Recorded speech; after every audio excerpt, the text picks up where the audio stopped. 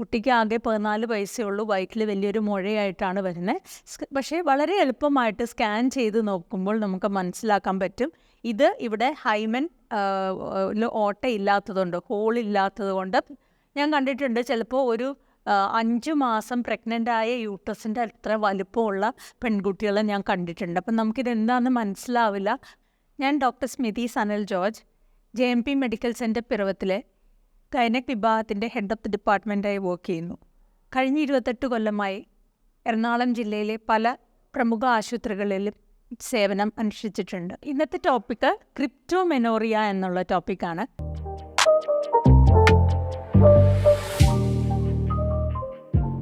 ഇത് വളരെ അപൂർവമായിട്ട് കണ്ടുവരുന്ന ഒരു കണ്ടീഷനാണ്. നമ്മൾ ക്രിപ്റ്റോ കറൻസീനെ പറ്റിയൊക്കെ കേട്ടിട്ടുണ്ടല്ലോ. അപ്പോൾ ക്രിപ്റ്റോ എന്ന വാക്കിൻ്റെ അർത്ഥം ഹിഡൻ എന്നാണ്. അപ്പോൾ ക്രിപ്റ്റോ കറൻസി എന്ന് പറഞ്ഞ പോലെ ക്രിപ്റ്റോമെനോറിയ എന്ന് പറഞ്ഞാൽ ഹിഡൻ പീരിയഡ്സ് എന്നാണ്. അപ്പോൾ നോർമലി യൂട്രസിൻ്റെ ഉള്ളിൽ നിന്ന് ബ്ലഡ് പുറത്തേക്ക് ഫ്ലോ ഔട്ട് ചെയ്യുകയാണ് ചെയ്യുന്നത് പീരിയഡ്സിൻ്റെ സമയത്തേക്ക്. അപ്പോൾ ക്രിപ്റ്റോമെനോറിയ ഉള്ള പെൺകുട്ടികളിൽ ഇവിടെ ഈ ഹൈമൻ കംപ്ലീറ്റ്ലി അടഞ്ഞിരിക്കുന്ന ഒരവസ്ഥയാണ്. അപ്പോൾ ഈ ഹൈമൻ അടഞ്ഞിരിക്കുക എന്ന് വെച്ചാൽ ആ വെജൈനൽ ഔട്ട്ലെറ്റ് അടഞ്ഞിരിക്കുന്നതുകൊണ്ട് ബ്ലഡിന് പുറത്തേക്ക് പോകാൻ പറ്റില്ല. അപ്പോൾ അങ്ങനെ പീരിയഡ്സ് നടക്കുന്നു, പക്ഷേ ബ്ലഡ് ഉള്ളിൽ കളക്ട് ചെയ്ത് ഈ യൂട്രസിൻ്റെ ഉള്ളിൽ ബ്ലഡ് കളക്ട് ചെയ്ത് യൂട്രസ് ഇങ്ങനെ വികസിച്ച് വരികയും അങ്ങനെ യൂട്രസിൻ്റെ ഉള്ളിൽ താങ്ങാൻ പറ്റാണ്ടാവുമ്പോൾ പിന്നെ ഈ ഫെലോപ്പിയൻ ട്യൂബ്സ് ഉണ്ടല്ലോ 2 സൈഡിലും, അതിലേക്ക് ബ്ലഡ് കളക്ട് ചെയ്യുകയൊക്കെ ചെയ്യുന്നു. ഞാൻ കണ്ടിട്ടുണ്ട് ചിലപ്പോൾ ഒരു 5 മാസം പ്രഗ്നൻ്റായ യൂട്രസിൻ്റെ അത്ര വലുപ്പമുള്ള പെൺകുട്ടികളെ ഞാൻ കണ്ടിട്ടുണ്ട്. അപ്പം നമുക്കിതെന്താണെന്ന് മനസ്സിലാവില്ല. കുട്ടിക്ക് ആകെ 14 വയസ്സേ ഉള്ളൂ. വയറ്റിൽ വലിയൊരു മുഴയായിട്ടാണ് വരുന്നത്. പക്ഷേ വളരെ എളുപ്പമായിട്ട് സ്കാൻ ചെയ്ത് നോക്കുമ്പോൾ നമുക്ക് മനസ്സിലാക്കാൻ പറ്റും.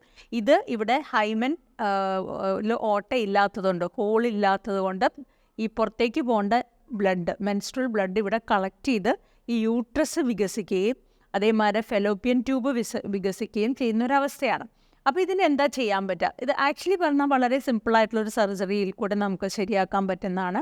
നമ്മുടെ ആ റിജിഡ് ഹൈമനെ നമ്മളൊരു കുരിശിൻ്റെ ആകൃതിയിൽ ഒരു ക്രൂഷേറ്റ് ഇൻസിഷൻ ഇട്ട് അതിനെ ഓപ്പൺ ഔട്ട് ചെയ്താൽ ആ ബ്ലഡ് പുറത്തേക്ക് പോകും. പക്ഷേ മാസങ്ങളോളം കളക്ട് ചെയ്ത് കിടക്കുന്ന ബ്ലഡ് ആണെങ്കിൽ ആ ബ്ലഡ് ക്ലോട്ട് ചെയ്ത് ഒരു ബ്രൗൺ ഒരു ചോക്ലേറ്റ് പരുവത്തിലായിട്ടുണ്ടെങ്കിൽ അത് സമയമെടുക്കും. അത് നമുക്ക് പലപ്പോഴും ചിലപ്പോൾ അത് ഇവാക്യുവേറ്റ് ചെയ്ത് കളയേണ്ടി തന്നെ വരും. ബിക്കോസ് മാസങ്ങളോളം ബ്ലഡ് കിടന്ന് അത് കട്ട പിടിച്ച് ഒരു ചോക്ലേറ്റ് പരുവത്തിലായിട്ടുണ്ടെങ്കിൽ ഒരു സിമ്പിൾ സർജറി പോരാ. അത് കുറച്ചും കൂടി ഡീറ്റെയിൽഡായിട്ട് സർജറി ചെയ്ത് ആ കംപ്ലീറ്റ് കിടക്കുന്ന ആ ബ്ലഡിനെ ഫുൾ നമ്മൾ ഇവാക്യുവേറ്റ് ചെയ്യേണ്ടി സിറ്റുവേഷൻസ് കണ്ടിട്ടുണ്ട്. പക്ഷേ ഇത് അഗെയിൻ വളരെ റെയർ ആയിട്ടുള്ളൊരു സിറ്റുവേഷനാണ്. അത്ര കോമൺ ആയിട്ടുള്ളൊരു കണ്ടീഷനല്ല. മോർ കോമൺ ആയിട്ടുള്ള സിറ്റുവേഷനാണ് ഈ ടൈറ്റ് ഹൈമൻ എന്ന് പറയുക, അല്ലെങ്കിൽ ഭയങ്കര റിജിഡ് ഹൈമൻ. അപ്പോൾ ആ ഹൈമൻ ഭയങ്കര ടൈറ്റ് ആകുന്നതുകൊണ്ട് ആ ബ്ലഡ് ഫ്ലോ ഒബ്സ്ട്രക്റ്റ് ചെയ്യാനായിട്ടുള്ള ഒരു പോസിബിലിറ്റി ഉണ്ട്. നേരത്തെ പറഞ്ഞ ക്രിപ്റ്റോമെനോറിയ എന്നുള്ള കണ്ടീഷൻ എക്സ്ട്രീംലി റെയർ ആണ്. പക്ഷെ റിജിഡ് ഹൈമൻ പല പെൺകുട്ടികളിൽ വിവാഹ സമയത്ത് പ്രശ്നങ്ങൾ ഉണ്ടാക്കുന്നതായിട്ട് നമ്മൾ കണ്ടുവരുന്നുണ്ട്. അപ്പോൾ ഇതിൻ്റെ ട്രീറ്റ്മെൻറ്റ് ഞാൻ നേരത്തെ പറഞ്ഞത് തന്നെ പോലെ ഒരു സർജിക്കൽ ട്രീറ്റ്മെൻറ്റാണ്. ഇതിലൂടെ ഈ പ്രശ്നത്തിനെ നമുക്ക് പരിഹരിക്കാൻ പറ്റും.